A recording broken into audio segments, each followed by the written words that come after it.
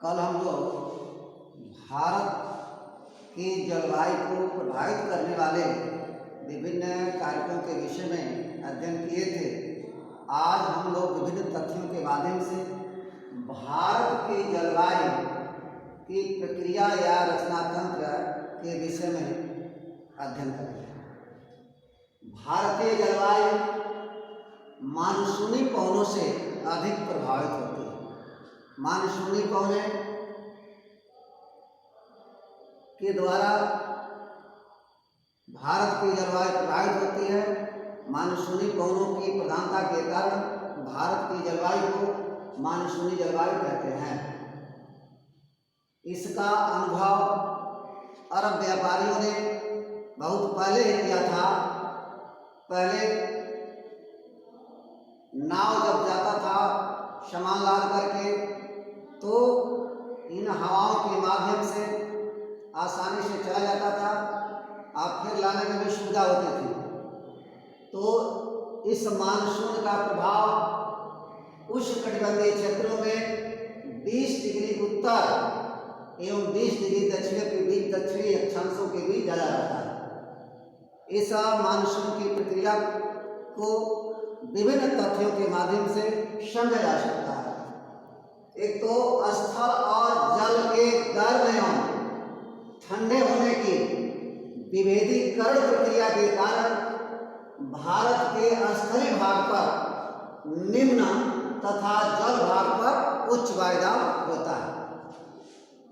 जहाँ पर तापमान अधिक होगा, गर्मी अधिक पड़ेगी, वहाँ पर निम्न वायुदाब होगा, और जहाँ पर तापमान कम पड़ेगा, ठंडी अधिक पड़ेगी, वहाँ पर उच्च वायुदाब पड़ेगा। तो यह इसके द्वारा भी इसका प्रभाव पड़ता है।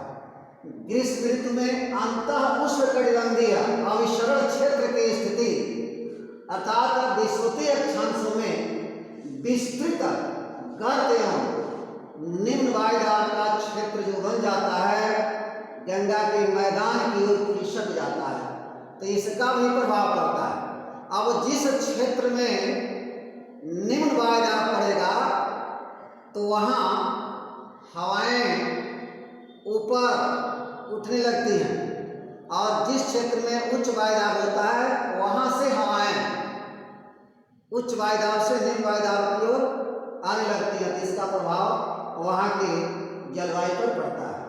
हिंद महासागर में मेडागास्कर के पूरब 20 डिग्री दक्षिणी अक्षांशों के ऊपर उच्च वायुदाब वाला क्षेत्र बन जाता है।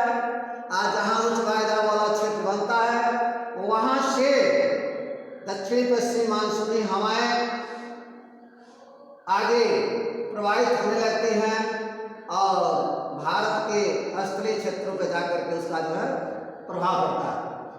ग्रीष्म ऋतु में तिब्बत का पठार बहुत अधिक गर्म हो जाता है, जिससे 9 किलोमीटर ऊंचाई पर ऊर्ध्वाधर स्थिति में जो है वायु धाराएं उच्च वायुदाब का निर्माण होता है। इसका भी प्रभाव भारत के जलवायु पर पड़ता है। और ग्रीष्म ऋतु में हिमालय के उत्तरी पश्चिमी जेट वायु धाराओं का भी प्रभाव पड़ता है, और भारतीय प्रायद्वीप के ऊपर पूर्वी जेट वायु धाराओं का प्रभाव पड़ता है। इसी तरह से एल नीनो प्रभाव भी पड़ता है। यानी एल नीनो एक अस्थायी गर्म जलधारा है जो पेरू ठंडी जलधारा के स्थान पर उत्पन्न होती है, और इस क्षेत्र में एल नीनो गर्म जलधारा का प्रभाव के कारण तापमान बढ़ जाता है उस आसपास में। अब मानसून का आगमन और वापसी कैसे होता है? जून के मध्य से लेकर के सितंबर तक 100 से लेकर के 120 दिन तक लगभग मानसून का आगमन से लेकर के वापसी होता है। अब जब मानसूनी हवाएं आती हैं तो गर्जन तड़कन के साथ वर्षा करती हैं, हवाएं तीव्र गति से बढ़ती हैं, उससे मानसून प्रस्फोट या मानसून का विस्फोट या मानसून का प्रथम आगमन कहते हैं।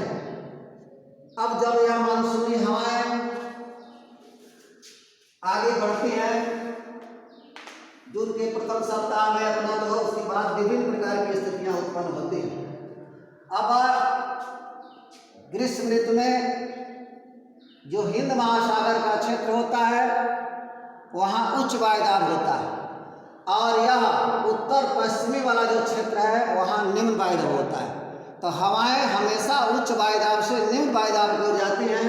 तो यह हवाएं जो हिंद महासागर से उत्पन्न होती है इसको दक्षिणी पश्चिमी मानसूनी हवाएं कहते हैं। तो यहाँ जाती हैं तो यह भारत प्रायद्वीपीय स्थिति है।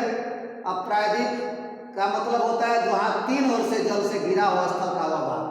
तो यह भारत का जो भाग है इधर भी जल है, पश्चिमी जल है, दक्षिण, इसलिए यह प्रायद्वीपीय भाग कहलाता है प्रायद्वीप। तो यह जो दक्षिणी पश्चिमी मानसूनी हवाएं आगे बढ़ती हैं तो इस भाग से टकरा करके यह दक्षिणी पश्चिमी मानसूनी हवाएं दो शाखाओं में बढ़ जाती हैं। एक को कहते हैं अरब सागरीय शाखा और दूसरा बंगाल की खाड़ी की शाखा। अर्थात यह जो दक्षिणी पश्चिमी मानसूनी हवाएं हिंद महासागर में उत्पन्न होती हैं, आगे बढ़ती हैं, तो यह स्थलीय भाग होने के कारण इधर पर पहाड़ भी है। यह दो शाखाओं में विभक्त होती है। ये तो अरब सागर की ओर मुड़ जाती है और दूसरा यह बंगाल की खाड़ी की तरफ चली जाती है। तो यह जो अरब सागर की ओर मुड़ जाती है और यहाँ जाकर के नर्मदा की घाटी में इस तरह से आगे बढ़ती हैं तो अरब सागरीय मानसून कहलाता है। इधर बंगाल की खाड़ी की तरफ जो आगे बढ़ती हैं वह बंगाल की खाड़ी का मानसून या शाखा कहलाता है। तीसरा यह मानसून जो आगे बढ़ती हैं तो इस तट पर जब जाती हैं, केरल के तट पर जब नीलगिरी की पहाड़, पश्चिमी घाट की पहाड़ियाँ हैं, इधर केरल है, इधर चीजें, तो यहाँ जब टकराती हैं तो सामने वाला भाग जो सम्मुख ढाल है उस पर तो खूब वर्षा होती है, लेकिन इस पर्वत के पीछे वाला जो भाग होता है वहाँ मानसूनी हवाएं जो है नहीं पहुँच पाती हैं, तो वह भाग जो है वृष्टि छाया क्षेत्र होता है। यही मानसूनी हवाएं आगे जब बढ़ती हैं तो यहाँ पर जो है नर्मदा ताप्ती नदियाँ हैं, अब इसकी फिर आकर आगे बढ़ती हैं तो यह आगे बढ़ने के बाद विंध्याचल पर्वत ऐसे है और यहाँ अरावली है। तो यह जब शाखाएं बढ़ती हैं तो इसके मार्ग में यह अवरोध न हो, ऐसे समानांतर अरावली पर्वत बढ़ जाता है। तो जिसके नाते मानसूनी हवा आगे बढ़ जाती है, राजस्थान का भाग जो है शुष्क रहता है। इस अरब सागरी मानसून से बारिश नहीं हो पाता है। इसके बाद दूसरी शाखा जो है यह बंगाल की खाड़ी वाला आगे जो बढ़ती है तो यहाँ पर यह हिमालय पर्वत है और यह हिमालय पर्वत ये देख रहे हैं मानचित्र में, तो इससे टकराती है। अगर हिमालय पर्वत नहीं होता तो यह जो बंगाल की खाड़ी की मानसूनी हवाएं आगे बढ़ जाती है, वर्षा नहीं कर पाती। तो यह बंगाल की खाड़ी की मानसूनी हवाएं हिमालय पर्वत इसको रोकती हैं, रोकने के कारण इसकी दिशा जो है मुड़ जाती है। और यहाँ गारो खासी जयंतिया पर्वत है जो कीप की भांति है, तो इसमें जो है टकराती है, खूब वर्षा करती है।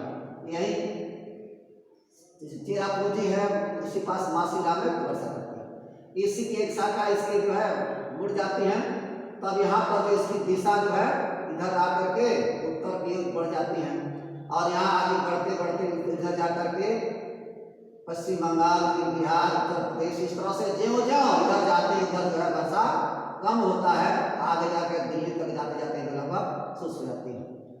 तो इधर से बंगाल की खाड़ी वाले मानसून से भी राजस्थान वर्षा नहीं हो पाता है, बहुत कम होता है। इधर बंगाल की खाड़ी वाला जो मानसूनी हवा है इससे भी जा करके दूरी होने के नाते वर्षा कम हो पाता है। यही कारण है कि राजस्थान जो है शुष्क क्षेत्र होता है, वर्षा उधर कम होता है।